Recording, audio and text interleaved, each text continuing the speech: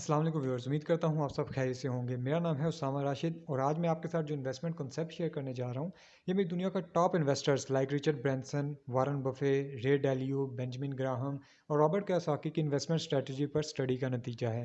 हम different investment products या assets जैसा कि forex, mutual fund, stocks, real estate और बिजनेसिस को लॉन्ग टर्म और शॉर्ट टर्म पर्सपेक्टिव के हवाले से डिस्कस करेंगे। चाहे आप मिज़ान इन्वेस्टमेंट ऐप को यूज़ करते हुए फंड्स में इन्वेस्टमेंट कर रहे हैं, डे ट्रेड को यूज़ करते हुए स्टॉक्स में इन्वेस्टमेंट कर रहे हैं या ओवरऑल अपनी नॉर्मल लाइफ में कहीं पे भी इन्वेस्टमेंट के ख्वाहिशमंद हैं, ये टिप्स और टेक्निक्स आपको एक बेहतरीन इन्वेस्टर माइंडसेट देंगी। और अगर आपका एक दफ़ा बेहतरीन इन्वेस्टर माइंडसेट बन गया तो आप जिस भी इन्वेस्टमेंट में हाथ डालेंगे आपको उसमें यकीनी कामयाबी होगी। इसकी मिसाल ऐसे ही है कि अगर ज़मीन ज़रखेज़ हो तो उसमें जो भी बीज बोया जाता है वो एक शानदार फसल बनकर तैयार होता है। ये पार्ट वन है जिसमें हम डिस्कस करेंगे कि शॉर्ट टर्म इन्वेस्टमेंट में आप कम से कम टाइम में ज़्यादा से ज़्यादा प्रॉफिट कैसे गेन कर सकते हैं और नेक्स्ट पार्ट में हम लॉन्ग टर्म इन्वेस्टमेंट के डिफरेंट एस्पेक्ट्स, फीचर्स और बेनिफिट्स को डिस्कस करेंगे। Balance is the key. आपको दोनों के दरमियान बैलेंस रख के चलना है, दोनों को बैलेंस करके चलना है, तभी आप इस काबिल हो सकेंगे कि इन फ्यूचर आपको पैसे के लिए काम ना करना पड़े बल्कि आपका पैसा आपके लिए काम करे। और पैसा कभी छुट्टी नहीं करता, वो 24 घंटे आपके लिए काम करेगा। एक फेमस स्टेटमेंट है कि इन्वेस्टमेंट सिर्फ लॉन्ग टर्म होती है, शॉर्ट टर्म तो जुआ होता है।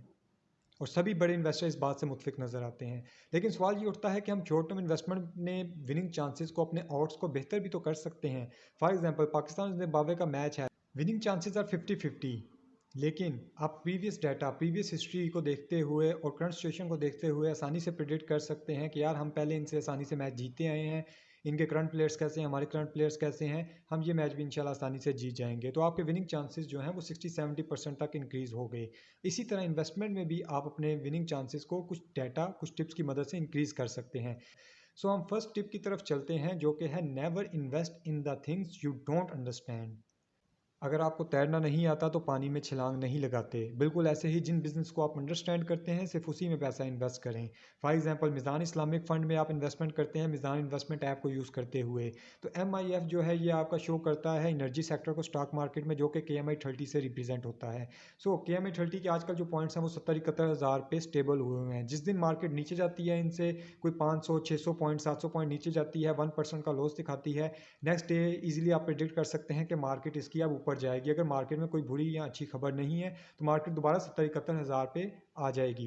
बिल्कुल इस तरह अगर 70-71 हज़ार से एकदम ऊपर आ जाती है तो आप इसको सेल कर दें, क्योंकि मार्केट में कोई न्यूज़ नहीं है, तो ये दोबारा से जो है 70-71 हज़ार पे वापस आ जाएगी, क्योंकि ये सारे इन्वेस्टर्स का बिहेवियर शो कर रहे होते हैं, पॉइंट्स जो हमारे होते हैं। बिल्कुल इसी तरह अगर आप स्टॉक मार्केट में इन्वेस्टमेंट करना चाहते हैं, स्टॉक मार्केट में आप के ट्रेड को यूज़ करते हुए या किसी भी प्लेटफॉर्म को यूज़ करते हुए इन्वेस्टमेंट करते हैं। अगर आप एक डॉक्टर हैं, आप फार्मास्यूटिकल कंपनीज को बेहतर तौर पे जानते हैं, आपको पता है यार ये पैनाडोल की गोली ये बहुत ज़्यादा बिकती है, इसकी पेरेंट कंपनी कौन सी है जो स्टॉक मार्केट में लिस्टेड है, ग्लैक्सोस्मिथक्लाइन है। आप उसको स्टडी करेंगे और उसमें इन्वेस्टमेंट कर सकते हैं। बिल्कुल इसी तरह अगर आप किसी पेट्रोलियम इंडस्ट्री में जॉब कर रहे हैं, आपको पता है यार ये जो पेट्रोलियम जैसे कंपनी है, PSO है, हेस्कोल है, अटक है, ये कंपनी जो है ये काफ़ी ज़्यादा आजकल बूम दिखा रही है, या ये आगे जाके इसकी ब्रांचेज़ और इसकी फ्रेंचाइजीज़ और खुलने वाली हैं, इनकी क्वालिटी ये है, या जो भी उनके अंदर के मामलात हैं, आप उनको देखते हुए इन कंपनीज़ में इन्वेस्टमेंट कर सकते हैं। न्यूयॉर्क स्टॉक एक्सचेंज में इस टाइम पे हज़ारों कंपनीज लिस्टेड हैं, लेकिन वारन बफे ने उनमें से चंद एक स्टॉक्स में सिर्फ इन्वेस्टमेंट की है, जो कि उनका एरिया ऑफ इंटरेस्ट था, एरिया ऑफ फोकस था। उन्हीं चंद स्टॉक्स ने उनको आज दुनिया का अमीर तीन इंसान बनाया है। जब उनसे पूछा गया कि क्या आपको अफसोस नहीं कि आपके सामने एप्पल, गूगल, फेसबुक, अमेजोन जैसी कंपनियां जो कि चंद रुपये के स्टॉक से शुरू हुई थी और आज लाखों रुपए में बिक रही हैं, अगर आपने इनमें इन्वेस्टमेंट की होती तो आज आप शायद ट्रिलियनियर होते। तो उन्होंने कहा कि मुझे इस चीज़ का कोई अफसोस नहीं है, क्योंकि वो मेरा एरिया ऑफ इंटरेस्ट ही नहीं था, उसमें मेरा फोकस ही नहीं था।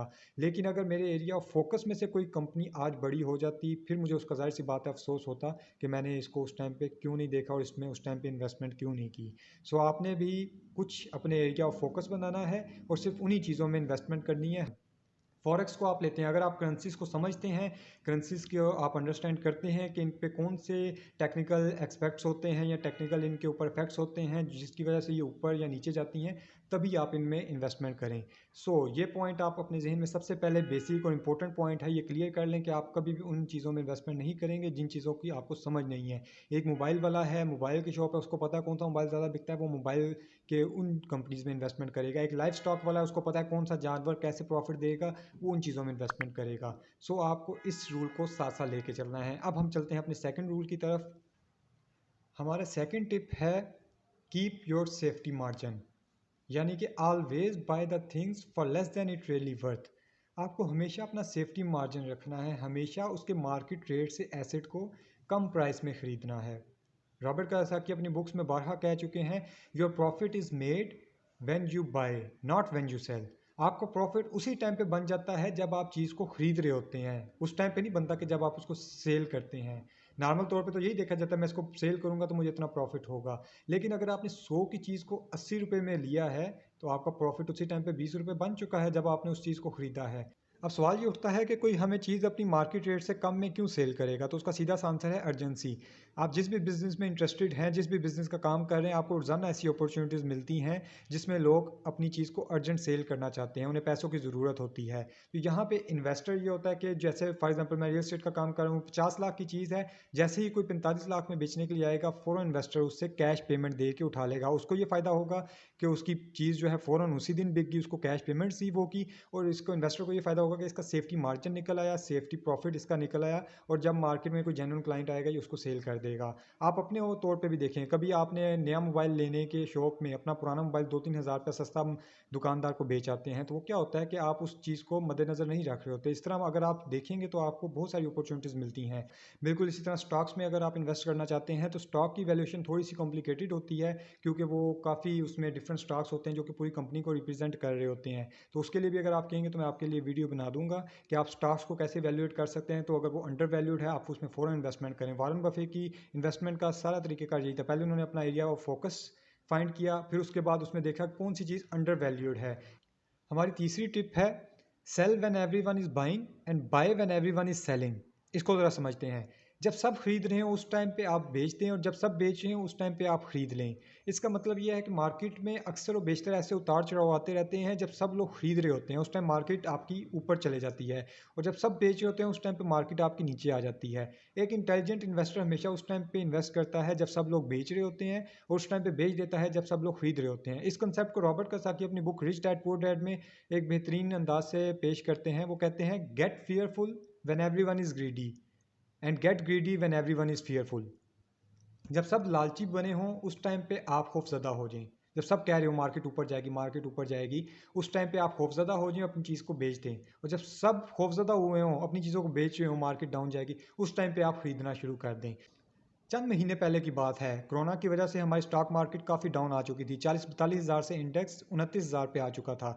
सो जिसने उस टाइम पे इन्वेस्टमेंट की होगी, उस टाइम पे परचेजेस की होगी जब सब बेच रहे थे, वो आज 30 से 35%, 40% जो प्रॉफिट है चंद महीनों में इंजॉय कर रहा होगा। 1 लाख को 1,35,40,000 रुपया बना चुका होगा, 1 करोड़ को 1,35,40,00,000 रुपया बना चुका होगा। ये ऐसे ही है कि जैसे आपके कपड़ों जूतों की सेल लगती है तो आप भागे भागे जाते हैं उसको खरीदने के लिए, 50% ऑफ है, 30% ऑफ है। लेकिन जब इन कीमती एसेट्स की सेल लगती है जो कि आपके माइंड को फाइनेंशियल पीस दे सकते हैं, तो आप उसमें खौफजदा हो जाते हैं और अपने पैसे के रिस्क के खौफ से जो है आप उसमें इन्वेस्टमेंट नहीं करते। लेकिन जितने भी कामयाब इन्वेस्टर हैं वो इसी तरह से इन्वेस्टमेंट करते हैं जब आपकी मार्केट डाउन आ चुकी होती है। इस टाइम पे जो अगर न्यूयॉर्क स्टॉक एक्सचेंज को देखा जाए तो वो काफ़ी बूम कर रहा है, काफ़ी उसमें जो है प्रॉफिट, यानी कि वो एक काफ़ी पीक पे पहुंचा हुआ है। तो जो भी कामयाब इन्वेस्टर हैं जैसे रे डैलियो हैं, वॉरेन बफे हैं, ये अपने 100 बिलियन से ज़्यादा जो इनके पास है वो कैश लेके बैठे हैं, किसी इन्वेस्टमेंट में, किसी भी जगह पे, किसी एसेट्स में, स्टॉक मार्केट में इन्वेस्टमेंट नहीं कर रहे। क्योंकि उसकी मेन वजह उनको यही है कि ये बबल है, जब ये बर्स्ट होगा दोबारा मार्केट डाउन आएगी, हम उस टाइम पर खरीदेंगे। तो आप लोगों को भी अपनी इन्वेस्टमेंट स्ट्रैटेजी में ये पॉइंट लाजमी शामिल करना है कि जब मार्केट नीचे आए, जब सब लोग बेच रहे हों, उस टाइम पर आपने खरीदना है। जब सब खरीद रहे हों उस टाइम पे आप बेच दें, क्योंकि ये मार्केट में हवा भरी जा रही है और ये मार्केट जल्द ब देर ख़त्म हो जाएगी। मेरी चौथी और लास्ट टिप है डाइवर्सिफिकेशन। डाइवर्सिफिकेशन आपकी कामयाबी पर इन्वेस्टमेंट की हतमी मोहर लगा देती है। जैसा कि आपने 3 पिछली टिप्स से अपने विनिंग चांसेस को मैक्सिमाइज कर लिया, लेकिन जो बचा खुचा रिस्क है डाइवर्सिफिकेशन की मदद से आप उसको भी बिल्कुल ख़त्म कर सकते हैं। सो जैसा कि आपने इन्वेस्टमेंट के हवाले से एक फेमस कोट सुना होगा कि कभी भी अपने सारे अंडे एक ही टोकरी में मत रखें। तो डाइवर्सिफिकेशन का मतलब यही है कि आपने एक ही स्टॉक्स में या एक ही जगह पे या एक ही सेक्टर में, किसी भी जहाँ पे भी आप इन्वेस्टमेंट कर रहे हैं, चाहे स्टॉक्स में कर रहे हैं, चाहे प्रॉपर्टी में कर रहे हैं, या चाहे फंड्स में कर रहे हैं, आपने एक ही चीज़ में अपनी सारी इन्वेस्टमेंट नहीं डाल देनी, बल्कि उसको डिवर्सिफाई करना है। 20% एक में, 30% एक में, 50% एक में, इंपॉर्टेंस वाइज आपने उसको डिवाइड करना है। रे डैल्यू जो कि इस टाइम पे दुनिया का सबसे बड़ा इन्वेस्टमेंट फंड मैनेज कर रहे हैं, उनकी भी इन्वेस्टमेंट स्ट्रेटजी यही है कि वो सिर्फ ना सिर्फ विद इन कंट्री अमेरिका में नहीं बल्कि आउट ऑफ कंट्री जाके डाइवर्सिफाई करते हैं।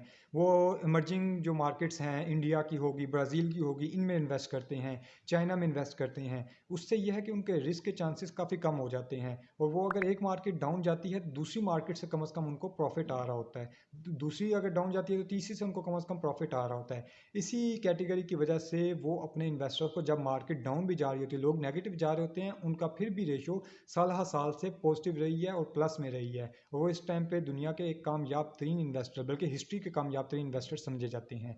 सो आप लोगों ने भी अपनी इन्वेस्टमेंट को इसी तरह से डाइवर्सिफाई करना है, तो इससे ये होगा कि आपकी जो रिस्क के चांसेस है वो कम हो जाएंगे, और आपको अगर इधर से 10% आया, उधर से 20% आएगा, उधर से 30% आएगा, एक माइनस भी चले जाएगा, लेकिन ओवरऑल जो है वो आपको प्रॉफिट में ही जाएंगे। ओवरऑल आपकी इन्वेस्टमेंट जो टोटल कैश है वो आपको ग्रो ही करेगा। इसी तरह से अगर आपको फॉरेक्स की समझ है, फॉरेक्स को आप समझते हैं, करेंसीज को समझते हैं, तो डिफरेंट टाइप की करेंसीज को आप उसमें परचेज करिए। स्टॉक्स को समझते हैं, आपने सेक्टर चूज कर लिया, अपना एरिया ऑफ फोकस चूज कर लिया, आपने बाकी जो कंसर्न है, बाकी जो क्राइटेरिया उसको चूज कर लिया, आप उसको डाइवर्सिफाई कर दें। एनर्जी सेक्टर्स आपने चूज किया है, उसमें जितनी भी कंपनीज हैं उन सब में आप इंपॉर्टेंस वाइज उसको अपनी इन्वेस्टमेंट को डिवाइड कर दें। फिर अगर रियल एस्टेट है, उसमें मैंने आपको बताया कैसे आप उसमें डाइवर्सिफाई कर सकते हैं। इसी तरह से आपने अपनी जितनी भी इन्वेस्टमेंट है उसको डाइवर्सिफाई करेंगे तो इंशाल्लाह आपको उसमें से रिस्क के चांसेस सारे मिनिमाइज हो जाएंगे। मिज़ान इन्वेस्टमेंट आपको यूज़ कर रहे हैं तो मैंने आपको ऑलरेडी बता चुका हूँ कि KMI 30 इंडेक्स है वो भी आपके टोटल ओवरऑल कंपनीज को मेजर कर रहा होता है, तो उसमें इन्वेस्टमेंट करके आपको जो ग्रोथ के चांसेस है वो आपके ज़्यादा हो जाते हैं। उम्मीद करता हूँ आपको वीडियो पसंद आई होगी। नेक्स्ट वीडियो लास्ट में देखिएगा जिसमें मैं लॉन्ग टर्म पर्सपेक्टिव के हवाले से बताऊंगा। आपने दोनों को बैलेंस करके चलना है, शॉर्ट टर्म को और लॉन्ग टर्म को, तभी आप एक कामयाब इन्वेस्टर बनेंगे। शॉर्ट टर्म से ये आप क्विक प्रॉफिट हासिल करेंगे, लॉन्ग टर्म से आप अगले 10 साल, 20 साल, 30 साल बाद जो है अपने फ्यूचर में जो है उससे फ़ायदा मंद होंगे।